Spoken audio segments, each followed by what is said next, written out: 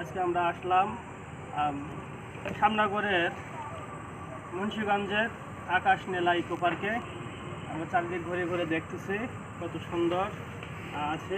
বাংলার পাশে সুন্দরবন, এই যে সুন্দরবনের একটু ধরো, সুন্দরবনের এমন দিকে ধরো, এবং সুন্দরবনের ভিতর দিয়ে এই যে দেখার জন্য রোড তৈরি করা আছে, কাঠের রোড তৈরি করা আছে।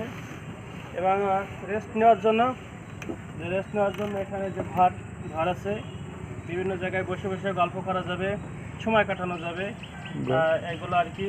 এবং পাশে যে নদীটার নাম কি?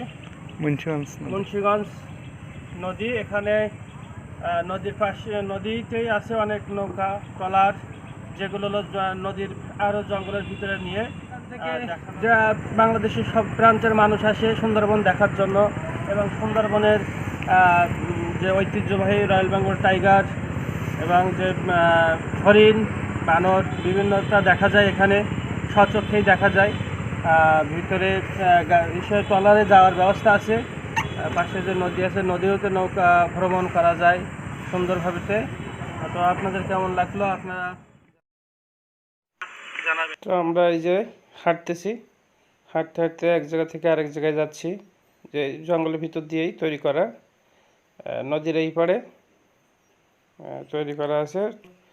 এই যে ঈদ উপলক্ষে অনেক দর্শনার্থীরাও চলে আসছে এবং তারা ঈদ উপভোগ করছে। জঙ্গল, বন যাই বলি না কেন, আর এটা হলো নদী। আর বনের যে গাছপালাগুলো আছে সেগুলো যদি আমরা দেখাই, কাটা বলি আমরা এদিকের ভাষায়, হরিনগরের এই অঞ্চলের ভাষা। এটা হলো কেওড়া গাছ, দেখেন কেওড়া গাছ, বাইন। আবার হলো এদিকে যদি আসি আমরা, এদিকে দেখেন বাইন গাছের পাতা, যদি এখানে দেখেন পাতা, এটা হলো বাইন গাছের পাতা। আর এগুলো কাটা, এগুলো এর ভিতরে কাটা এসে। আর এখানে হলো যে নদী, এখান থেকে নৌকা করে জঙ্গলে যাওয়া হয় বিষে। যদি এখানে কাদায় এটা হলো ধানচা গাছ বলি আমরা এদিকের ভাষায়, ধানচা গাছ। আর এদিকে যে এখন মেঘ পড়ে আছে, এখানে আপনারা চলতেছে, এখানে আপনারা ইচ্ছা করলে আসতে পারেন। খুবই সুন্দর জায়গা, মনোমুগ্ধকর জায়গা।